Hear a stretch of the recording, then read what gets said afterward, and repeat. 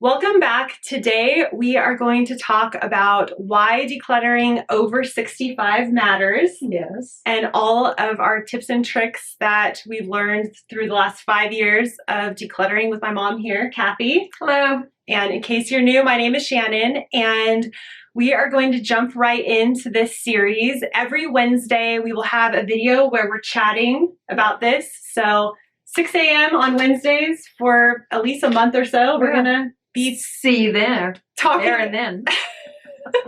We'll be talking about decluttering when you're a little older. Yes, that'll be good. Okay. Why this season feels a little different when you're older and decluttering. You started when you were 65, and now what? You're almost 2 more days. I'll be 70. Yay! That's exciting. I know it is.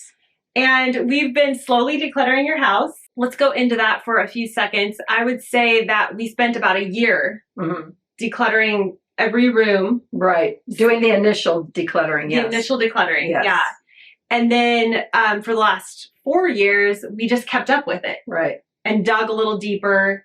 Revisited different areas. Yeah. Looking at it again and again. Yeah. Got into more sentimental things, yes. photos, and all of that. So it was definitely a slow process. And now whenever I go to my parents' house, it feels like you guys are just on the maintenance program. Yeah, way better. Easier. Way better lifestyle, everything. There's room everywhere. Yeah. It's just a lot more freeing. Let's start with decluttering creates more peace and comfort in your home. Yes. Makes it easier to get around. Right. There's more room. More room. When I started out, my closet was just jammed. And I tended to just keep everything in front, maybe use the 10 or so thing, clothing and shoes, and I wasn't even paying attention to it. So when I got rid of a lot of those things I wasn't using, it just opened up space for me. So not only visually and having more room if I bought more stuff, which I never really did. I only buy what I need now. Replacing things now. Yeah, replacing, really. Yes. Yeah. So, but visually it's just so nice, which actually got my husband, or your dad, to start doing it, because he'd look at my side of the closet and go, wow, you've got so much room. Yeah. And I said, do you really need 20 ties now that you're home? Yeah, and not working anymore. And so just dropping hints, then he started doing it too. So both of us have really gotten rid of a lot of stuff, and we have a lot more space now. Oh, yeah. It's nice. And it feels more manageable now. Oh, yeah. Yeah. Definitely. I feel like you now know what you have, and so you see what you are wearing, what you're not wearing, the clothes that bother you. You'll tell me, oh, I tried on this shirt that I thought I wore in the past, and I just hate it now. I don't like the way it looks on me. And so I feel like you notice these things more instead of just pushing it to the back and just decluttering. Right. There's no reason to keep it, is what I've realized. Yeah. Another thing is that clutter can quietly drain your energy. So in the back of your head, you're constantly thinking, oh, I need to go through those photos. I need to figure out a system for my office or my closet. And then when my grandpa, your dad passed away, you inherited all his stuff. And that triggered me to think, like, because I was taking care of all his business and all his photos and all his memorabilia. And nobody really wanted a lot of it. Yeah. It didn't matter to him. But then I started thinking about, I'm going through his, and then you're going to have to go through mine. So I thought, well, I'm going to go through my stuff. That was always in the back of your head too, because I would come over and you would say, oh, I have so much to go through all those bins that were stacked in your office. I could see them all the time, and because I didn't want to put them in the garage where I wouldn't see them, I had them in my office to deal with them. All his financial stuff, all his old business stuff. And memorabilia. Yeah. And I think that was in the back of your head always. It was a burden. It was draining you. Yeah. It was. And I said, well, okay, let's pick one bin at a time and just go through one bin. Yeah. And that was something that you wanted to do on your own. We never shared that in any videos. I don't think going through any of that personal stuff. No. But it was something that you had to do because you knew all the information. Right. So I think what you did was you kept some of it that meant something to you. You asked all the family. Yes. And then some of it because it was memorabilia that could actually be sold, you sold some. Yeah, I sold some things. And then donated some stuff. Gave some to my brothers if they wanted it. But the whole point is it was a burden. Right. It was huge. And I would see it every day and going, oh, I don't want to deal with that because it's not fun going through that. Even though there's a lot of memories, it just takes up so much time. So I think I did it a little bit at a time. Yeah. So I didn't get overwhelmed. And if nobody wanted it, I would just make a pile and throw a lot of it away because it's nothing like value. Photos and stuff. Yeah, there's nobody not much else you can wants do. it. I still have 2 bins with his things that I'm going to, again, as the grandkids get older, the great grandkids, I'm going to see if they want some of Revisit it. But I kept important things. But 2 bins is not bad. I had my whole office covered with it. Yeah, it's probably like 7 or 8 bins. Yeah, but it's mentally draining. Whether you have it up in your attic or in your basement, you're always thinking about those things. I need to go through them. Well, going from 65 to 70, boy, that's happened fast. Yeah. And I feel like we've done a lot. I've done a lot with your help. Yeah. To really accomplish decluttering and feeling good going forward. Yeah. Yeah. And it's okay to go slow. I think a lot of decluttering advice is go really fast. Throw it on the floor. Hurry up and, which there are instances where that's a good idea. Yeah. And there's other times when you should take your time and think about things and revisit them. And that's one of the things I always mention on this channel. I'm a real proponent of revisiting areas, digging in deeper, coming back a year later, because as you get older, and I'm 42, your personality changes, and what you thought mattered at 30 might not matter at 40. Right. Okay. And what didn't matter at 30, you may care about at 40. Right. So things change. That's true. Seasons of life, as people tend to say. Yeah, I have this in my kitchen. I have some of utensils standing up, and I have this one pasta. It's like a spoon with prongs on it. I never use it for that, but it was very handy for scratching my back. Oh, okay. So when I'm cooking, I can scratch my back. So I decided I'm going to get rid of it because I never use it for pasta. Yeah, it's like a medieval torture device. Yeah, it's long and it's got holes in it and spikes. Exactly. And you probably thought at some point, okay, I'm going to need that. Yeah. And then after 5 years, you realize I haven't used it. Right. So next time we do What Do We Declutter, you're going to see that black back scratcher. It's going. Pasta back scratcher. Next on our list of why it matters to declutter when you're older is decluttering will make your home safer. Oh yeah, that's true. Get rid of a lot of possible hazards. Yes. So one of the things that recently, maybe a year ago, we were over at your house decluttering, and you mentioned wanting to get rid of that rug, a runner rug. Oh yeah, it was a runner on the carpet, so it was really up on the edges, and my husband loved it. Okay, Carl. But I said, you're going to trip and fall, and so finally he agreed to get rid of it. Yeah, I don't know. We didn't need it there, I guess, in case spills or something. But we got rid of it, and it's much better. It's smooth now.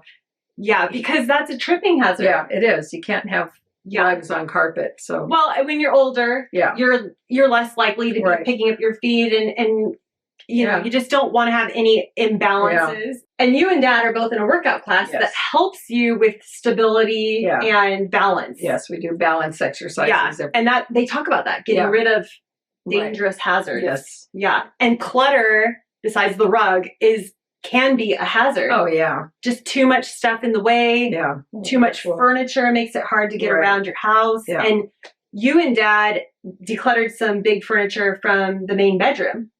Yes, right. That was just making it really crowded. Yeah, it was crowded. It wasn't necessary, and visually it looks way better not to have so much. Another great thing you've done as well is when you're storing your stuff, go to smaller bins so they're not so heavy. Right. Yeah.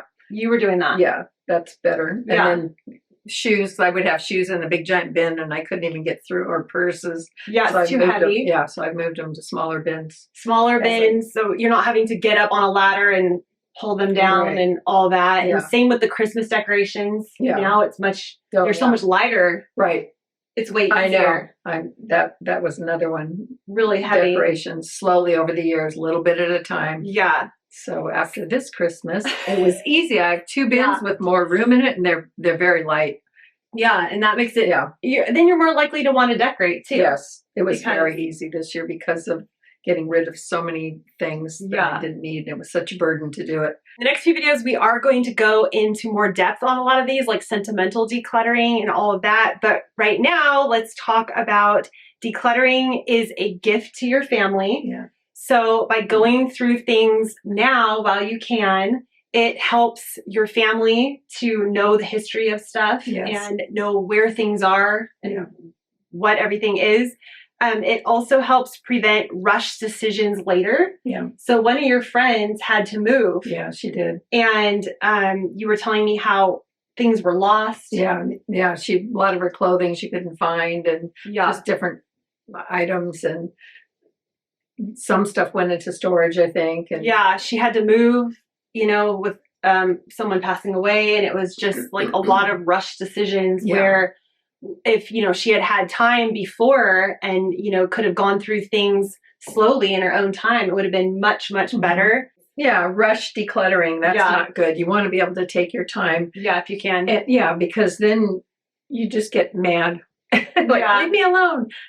So you take your time, you start it when you're younger, when you can, and start identifying things. And especially when you still have family members that you can ask questions and have them explain. I remember when my grandmother passed away, before she did, she was going to a home, so she had to clean out her house, and she had a photo album. Really, I thought it was really neat. It was her when she was in camp when she was younger and all that. And she goes, "I just throw that away." And I said, "No, I want to keep it. Yeah, just tell me about it." "No, just throw it all away."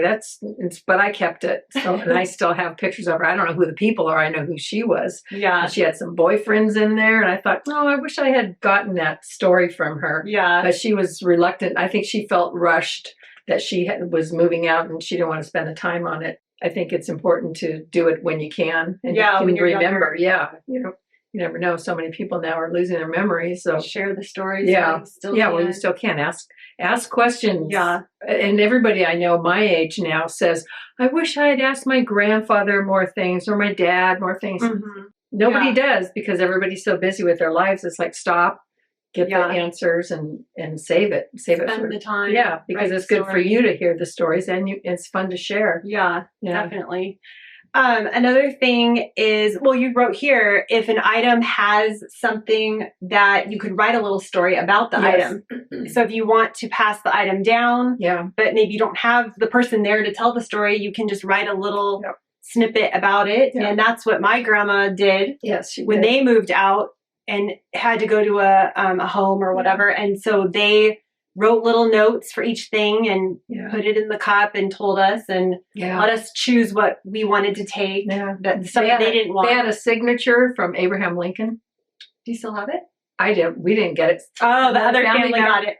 But we have a neat old clock, and then she would I've got some good Catalina ware, and she put a little note when they got it, which was pottery from Catalina. So there's a lot of people wouldn't know. They just go, "Oh, this old blue vase." It's really good stuff. So if it's important to you, take the time to make a note about it. And share it for the people who do want it. Yeah. Not everyone's going to want all your stuff either. So you might have to be okay with the things that people don't want, go to the Goodwill or go to the thrift store, but the things that people do want, they get a chance to take it. Next on my list, decluttering helps you enjoy the season of life that you're in now. Yeah. Because it changes as you get older. Right. Yeah. Like right now I'm taking watercolor classes, and I've developed friendships. And so it's kind of the thing I do for fun. But before a while back, I used to do stained glass, and I quit doing that. But I had all the supplies on my garage shelf. And finally I said, this is just, I feel like I need to get rid of it. So I took it all to a class I used to go to, and I just donated it and the students were happy. But I didn't have to think about it anymore. So clearing out different hobbies, crafting and things, it relieved a mental pressure for me and let me just go do what I want now. And I could be frivolous. I can change my mind again. Yeah, but you could be really into stained glass and then just say, I am totally done with that right now. Right. And that's okay. Yeah. And I think that as we get older, even for me, what I loved doing at 30, I'm not really necessarily doing at 40. Right. And it's okay to say, I did that. Mhm. It's not a waste of money. You know, at the time you enjoyed doing it. You got your joy out of it. And it's okay now if you change your mind and say, I don't want to do that anymore. I think back, I was probably around 30 where, remember we were doing the bracelets? We were making bracelets. Oh, yeah, all those beads. We were super into beading, like with the bracelets, and it was fun at the time. Yeah. And then we kind of just got over it. Yeah. Yeah. And I've decluttered all of that stuff. I gave it to one of my cousins' kids that really enjoyed it. Yeah, so it's just one of those things that you don't have to feel bad about decluttering items that you once truly loved to do. It's okay to change. Yeah, you have to get over that. I've invested money in this. Mm-hmm. If you're not using it, it doesn't matter. You just need to let someone else do it and free up your space, free up your mind. Yeah. No guilt. Don't have the burden and the guilt of that. Right. Because it's almost worse in my mind to keep it and have to see it and think, oh, I should be doing that. I should be doing the beads. I should be doing the stained glass. It's worse than just letting it go. And that even goes into, if I was ever into bread making, have a bread machine, which I never did, but something like that, investing into some kind of machine or something in the kitchen or wherever it is. Yeah, it doesn't have to be a hobby. Right. It's something you did use. Yeah. Don't keep them just because you had them. Let's talk about a few practical tips for decluttering when you're a little older. Mm-hmm. Like, you can take your time. Yes. You don't have to be rushed. Right. Do one section at a time. It could be very small to start out. Just one section of your closet. Right. One drawer.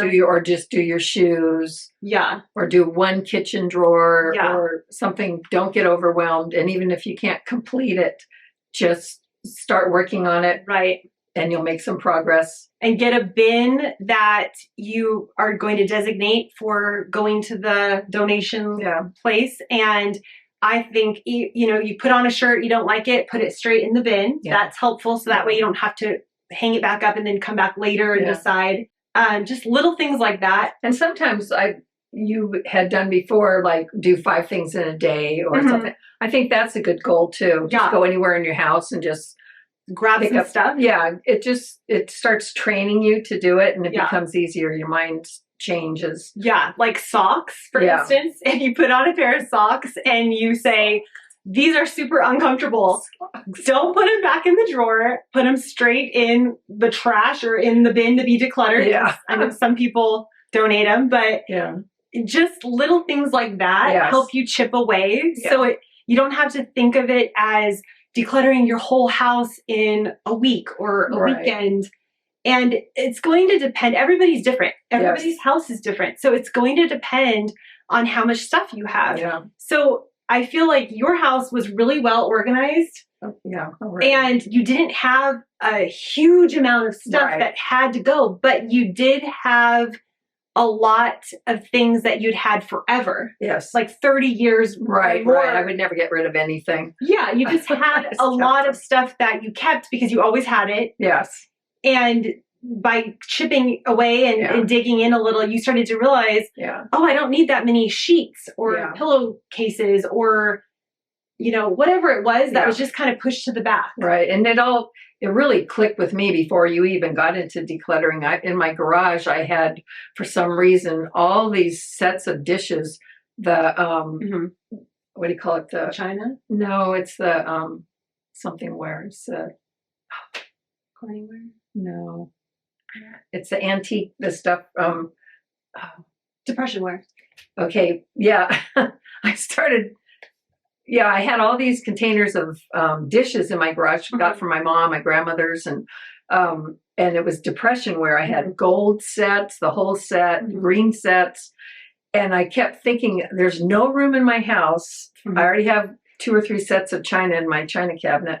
And so I've got to get rid of these. So what I did was I found someone we knew that had a retro house and gave them the first set. And they were so happy to get it. And then I started, that kind of like clicked, like, oh, this is good. And so I started really with the garage first, things I knew I never was going to keep. But for some reason I was dragging them around, moving and, keeping them for my whole life, seemed like, and books, old books that were my grandfather's that really were not of value and they meant nothing to me. And you don't like that style to decorate with. Right. No, the big hardcovers. But I had a hard time getting rid of it. I'd actually pay for storage to keep all this stuff when you were younger. When I was younger. Yeah. And so, and that's something we talked about before too, which is a lot of the time your parents or grandparents would say, that's worth so much. It means so much. It's worth so much. And they put this, I don't want to say burden, but they made you feel like you had to keep it. Right. It was my responsibility to have a forever storage unit.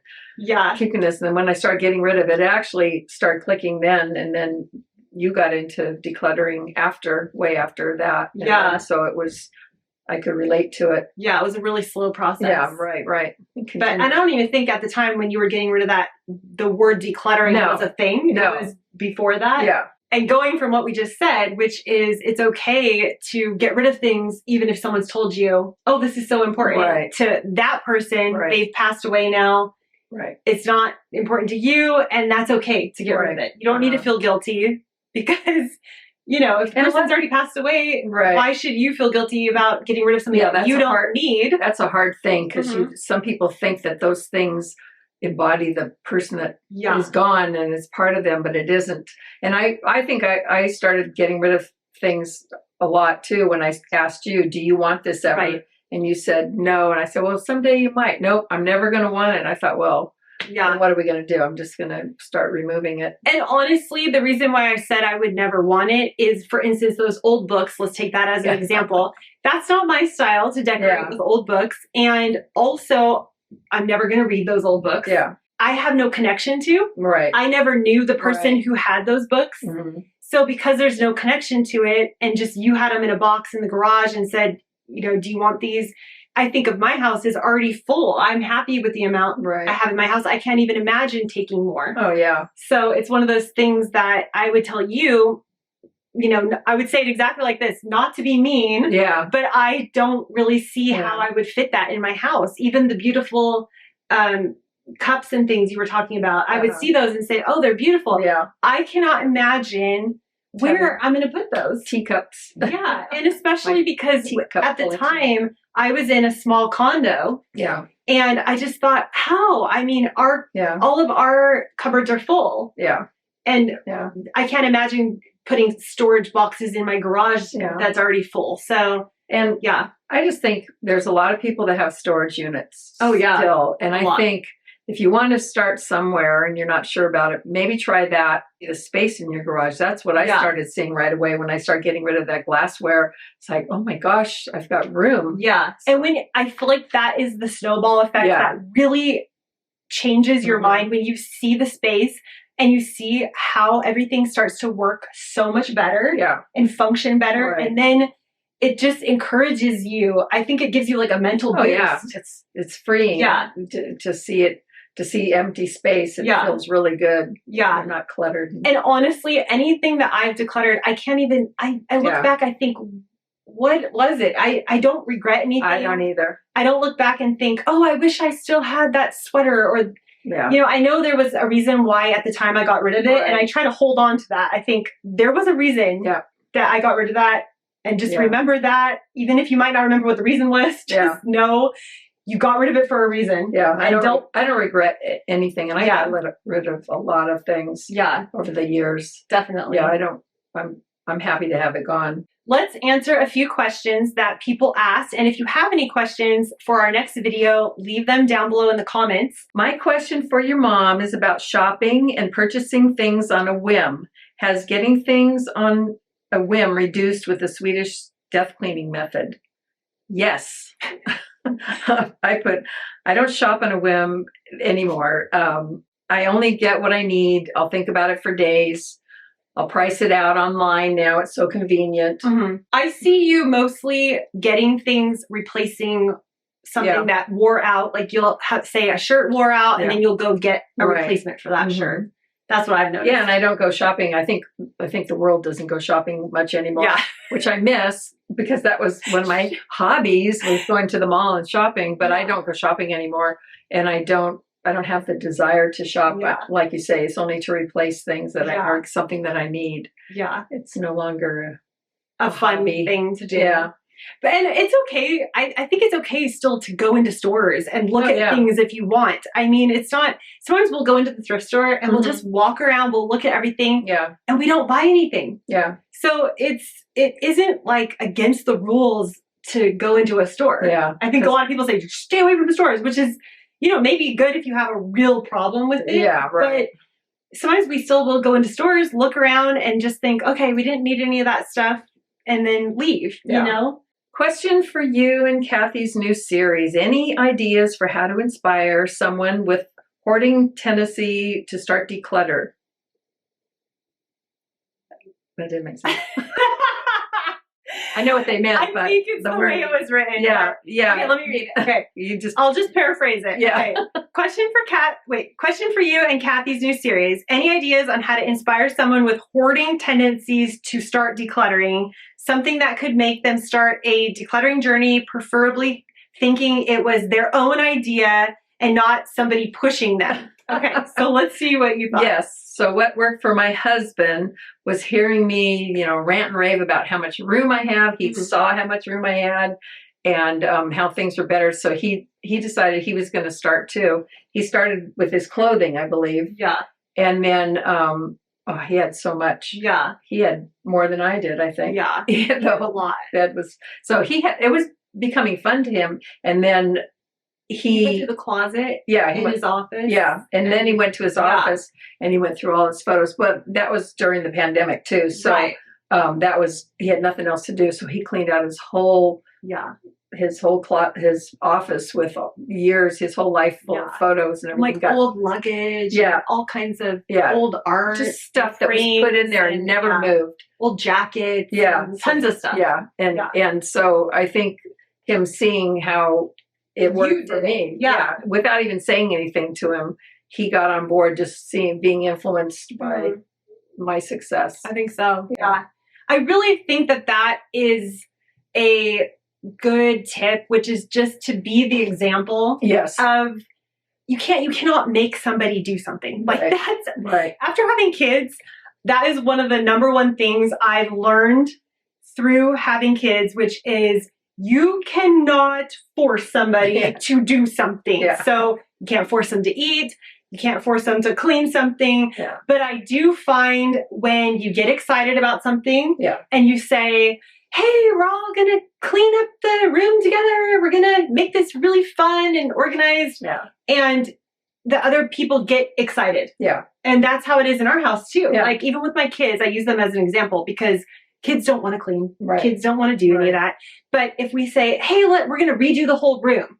We're going to move everything. We're going to, all of a sudden they get excited and they're saying, oh yeah, I don't need that. And so I think it's kind of maybe just getting excited about showing people that you can do it, the benefits.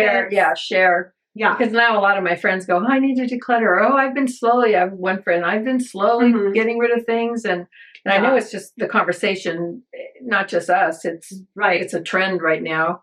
People are getting on board to get organized before they get older. My husband, it helped when we said we were cleaning the garage. You and me were cleaning the garage. And then he went in and started getting rid of a lot of stuff. Before he said he needed everything. And now he's like, oh, I don't need that. That's broken. Get rid of that. So I think it's just a case of trying to get everyone excited about something. And, that's why when people move, it's a good time and to you declutter. see the benefits. You feel the benefits. As soon as you do it. As soon as you take that bathroom drawer and you clean it, all those miscellaneous things, you have no idea what's in there. And all of a sudden you just have a few things. It's just, it's rewarding. And I think people have different areas that they struggle with more than other areas. So for instance, my husband is very minimal when it comes to clothing, way more than me. Like he has barely anything. But then when it comes to the garage, it's a different story. Same with Dad, I think. He's more minimal in other areas and then has more stuff. Fishing. Other things. So there you go. A question I have is, how do you tackle a doom pile that's been sitting and collecting things for years? Where do you start? Some is sentimental. I think a doom pile. Doom pile, that's the first time. I think that's just a pile of stuff where you don't want to go through it. It's just a bunch of stuff that you don't know what to do with, so you just throw it in that pile and you say, I'm going to do that another time. I mean, I would I would go against that in the way of maybe every day do one thing. Oh, that's a good start. So like, I don't know how big the pile is, but maybe one thing you pick off the pile and you make a decision. Yeah. Don't try to organize it and sort it. Don't try to mess with the whole pile. Start making. I think if you just grab one item and say, let's decide this one item. Is it put it somewhere where it goes, put it in the trash, or declutter, donate it, you know, put it in a donate pile. Yeah. I think that would be the best way because, first of all, I have no idea how big this pile is, but I think a doom pile becomes a doom pile because it's so massive and you think I have to spend a week going through this and it's overwhelming. Yeah. So, I mean, that's how I would. Yeah, one a day. Yeah, one a day. That's good. And just pick it up, make the decision, keep, throw away, or donate. Yeah. And if it's going to be kept, you put it where you're going to keep it. Yeah. And then you can donate. Donate means give it to a family member, give it to wherever. Give it to a thrift store. Declutter it. Yeah. Yeah. It's just leaving your house and make sure you're putting it into a box that's, you know, says donate on it. And you put that in your car. So it's leaving your house. It's going somewhere else. Yeah. We have one really big question. And of course, this is just going to be our advice on it. We're not experts or anything, but here's the question. I would like if you would discuss in your over 65 videos how to clear out 2 storage units full of nice vintage things. My parents died 20 years ago and my sister took most of their things to her house. Now she passed away and put all that into storage. I should have had an estate sale at the time, but didn't. And now I pay rent on 2 storage units every month. And this person is 70 years old and they live in a very small house and have no relatives except for a daughter in another state. So what would you do? Honestly, this is what I would do. You can say what you want to do maybe after. All right. This is what I would do. I would go through, you know, start with 1 storage unit.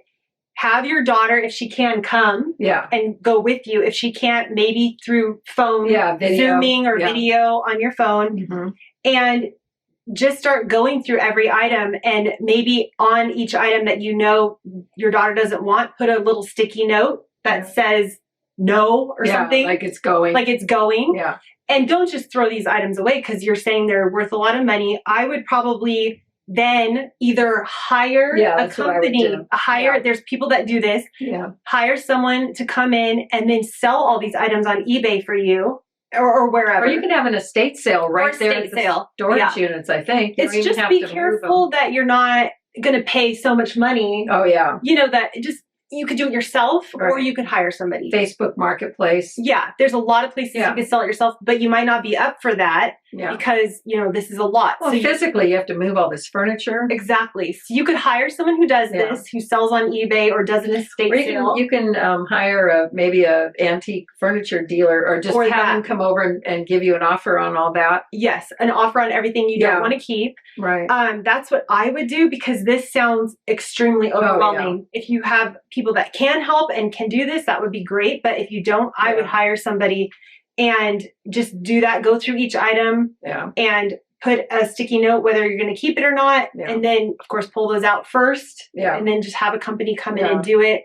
And then I think they probably either take a percentage or, you know, charge a one-time fee. But honestly, that's going to save you so much more money to not have to pay monthly on on all these items, and then you'll make money as well. Right. Plus, you can't drag them around; they're too heavy. There's no way you can deal with that.